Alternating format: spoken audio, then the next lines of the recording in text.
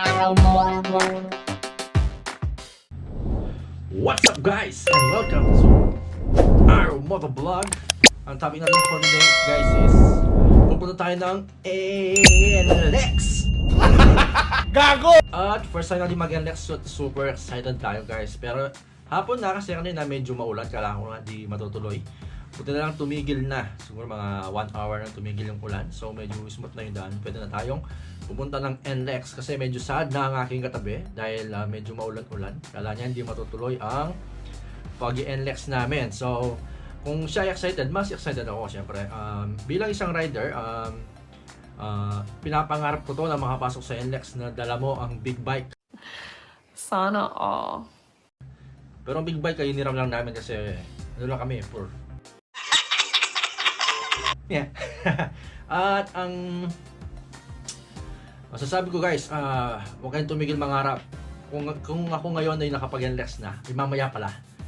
Sa susunod, malay nyo, kayo na ang susunod na makakapag-drive ng big bike sa NLEX. At syempre, kung komento ng aking kasama, which is my girlfriend, siya ay excited sa pagpunta namin ng NLEX. So, bali pupunta kami ng NLEX ng 1,000 lang ang pera namin. Tapos wala na. Gas, 12 uwi. Imigrasyon di.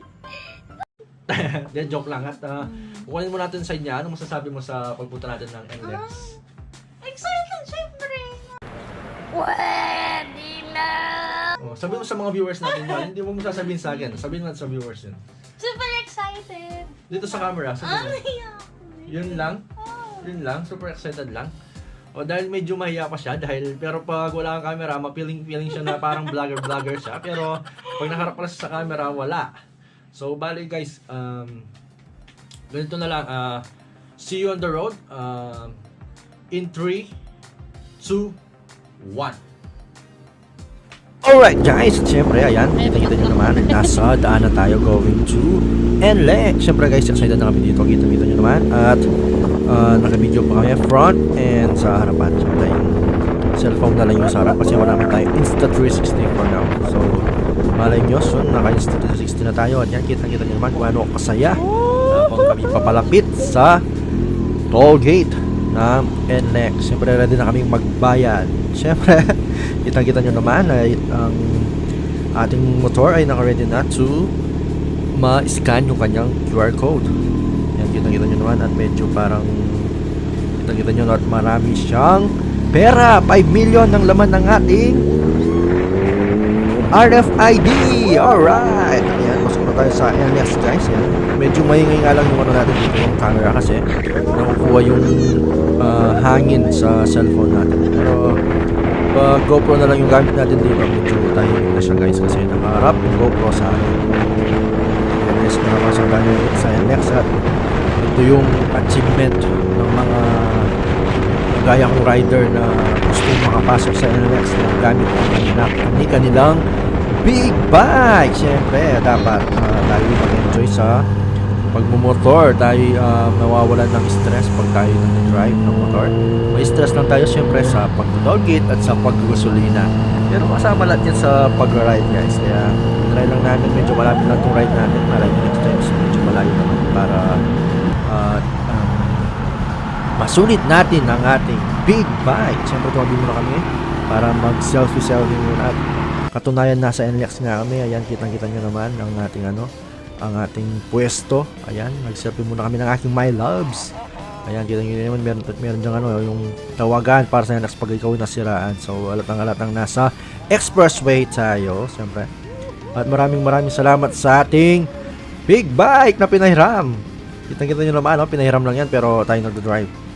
Pero siyempre, ang hindi mawawala sa atin ang ating pagdadrive ng mabilis. Kaya pinas-forward ko na lang dito para medyo hindi gano'ng kita ang ating top speed. Pero mabilis, hindi gano'ng mabilis na saktong-sakto lang. Ayan, nasa Lakeshore na tayo sa Petron NLEX. At siyempre guys, ito at magpa-park muna tayo, looking for parking kasi mag-Starbucks nga tayo guys. At ayan guys, at park ko muna and tutuloy ko tong vlog ko after a few minutes.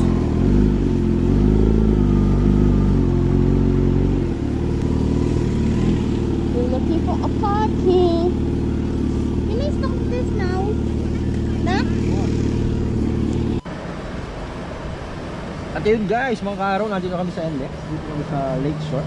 So mag-Starbucks muna kami. So kumakapa, hindi pala medyo, kumakapa pala. Kasi first time kong mag-NLEX na naka-big bike. Sarap sa feeling ng achievement. Na kahit nakikisakay ka lang, nakakapunta ka lang NLEX. Gago! Siguro naman, wala namang kukuha ng helmet dito, no? Gawa na lang namin ng helmet namin dito. By the way, yung helmet namin ngayon is Gile. Gawa ng Gile, isang Wonder Woman, isang Superman. Gile, baka naman. Bigyan namin. Alright guys, so tayo mag-Starbucks muna. Samahan nyo ako sa loob. At ipopost muna, then Starbucks muna tayo saglit bago tayo mag-ikot-ikot. Yo, what's up guys? At ngayon, nandito na kami sa Starbucks Lakeshore NLEX. So, bali first time natin mag-NLEX guys. At ang kasama natin, tatanungin natin kung ano masasabi niya sa experience niya na pagpasok sa NLEX. Ano muna masasabi mo, my loves? Masakit ang bulldog. Pow! Masakit ang buldit ko? Eh di wow! And then, ano nga masasabi mo sa experience na... Kinakabahan na nakaka-excite na lahat na wala. Ganun lahat lang. na, hindi, ibig sabihin natatay ka rin yun yan?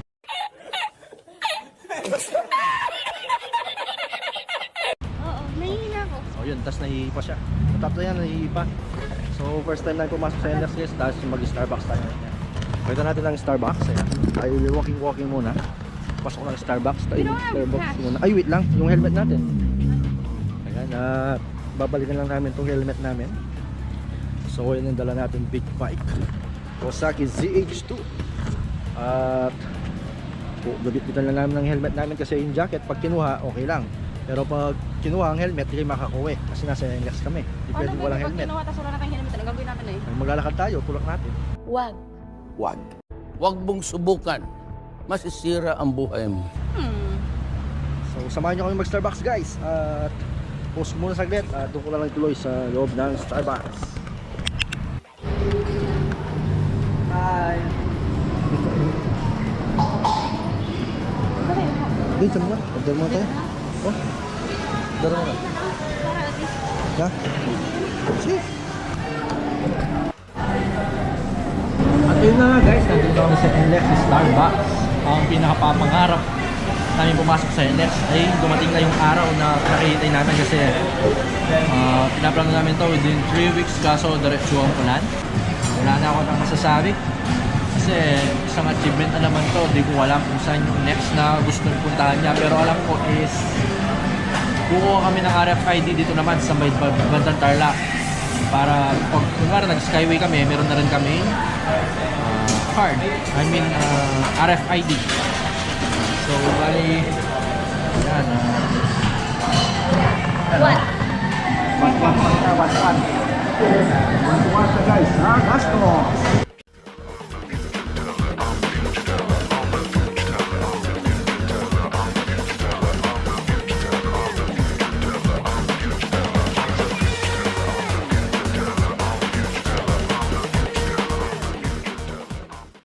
Alright guys, sabi ko tuloy natin aking vlog. Habang kumakain ng aking vlog, nakikita mo naman at chibog na chibog siya. At sabi niya hindi siya gutom, pero after this, pupunta kami ng Delicioso dito sa may San Fernando. So, maghanap siya ng carbonara. Siyempre, ano mo carbonara sa Starbucks guys? At sabi niya sa akin, so, pag namin to, mag-exit kami ng Mexico exit ng NLEX, then papasok ulit kami ng entrance ng Mexico, then balik kami ng San Fernando exit. So para makabalik ng San Fernando, then from there, kahit pupunta na kami ng Delicioso para makain carbonara guys, doon na kami magdi-dinner. So di ko alam kung papasok, makikita ko sa video kung mag-video ko mamaya ng NLEX tayo kasi medyo madilim, pero try natin na sasama sa video natin yan, going back to our San Fernando exit. So nakita naman guys, chill muna kami, Starbucks lang, parang totoo, may tura, pero kahit ano lang, pakita lang sa camera na mukha kang mayaman kahit hindi.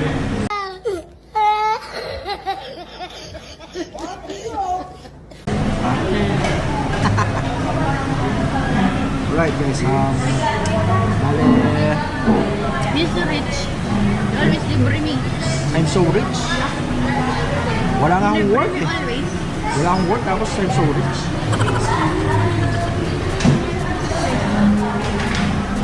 Ito yun guys, so mamaya samahan nyo ulit kami papunta ng Delicioso na dadaan ulit tayo ng NX. So bali mamaya din na nakaharap yung GoPro sa amin at nakaharap na sa, sa daan.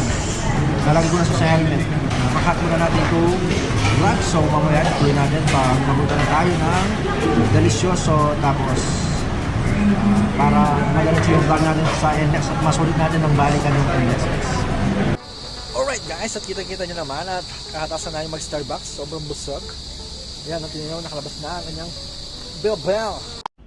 Damn! Yan, okay lang yan, pero yan. Pwede na naman kami pabalik ng NX going to San Fernando exit ulit.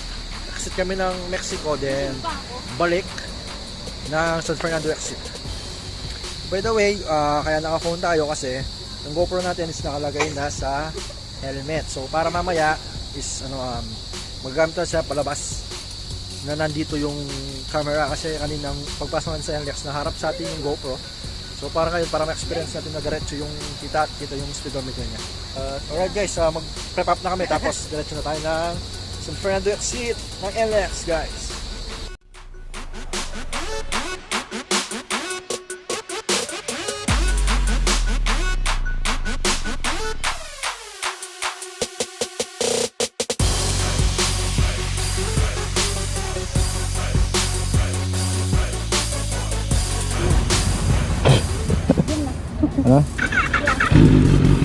Alright, at yan, okay na kami, okay ka ba?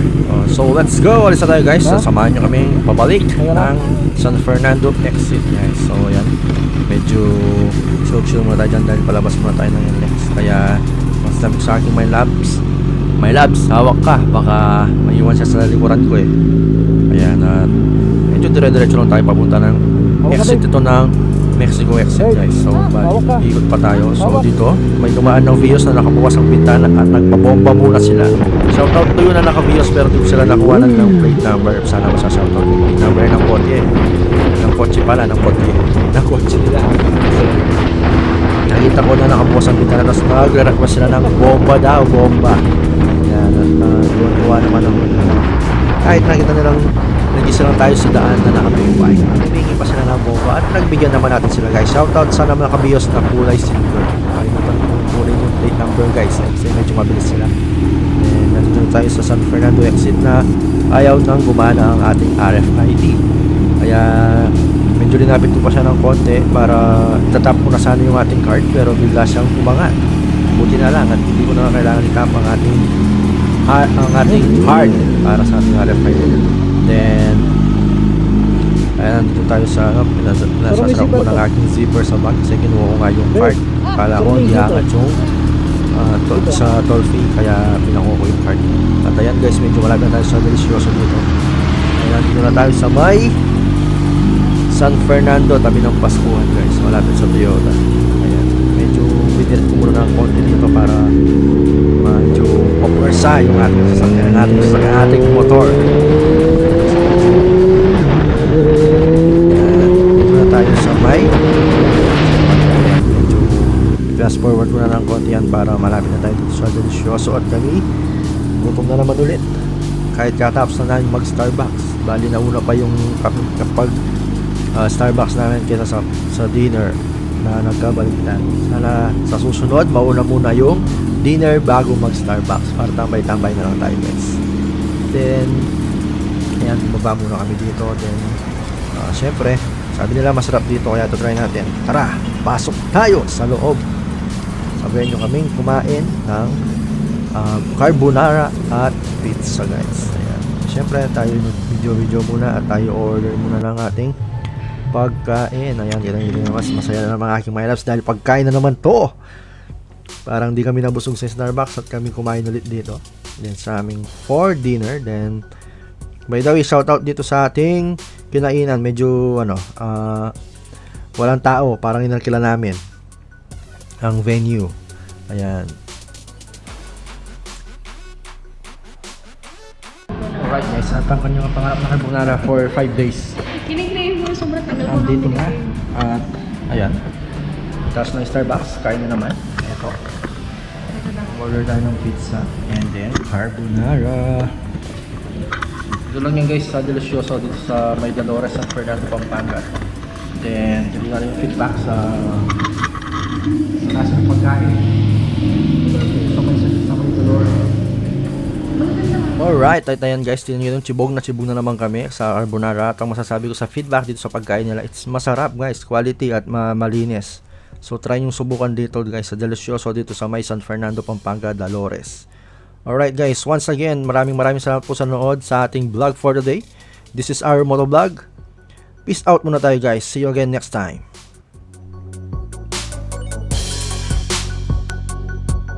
Motovlog.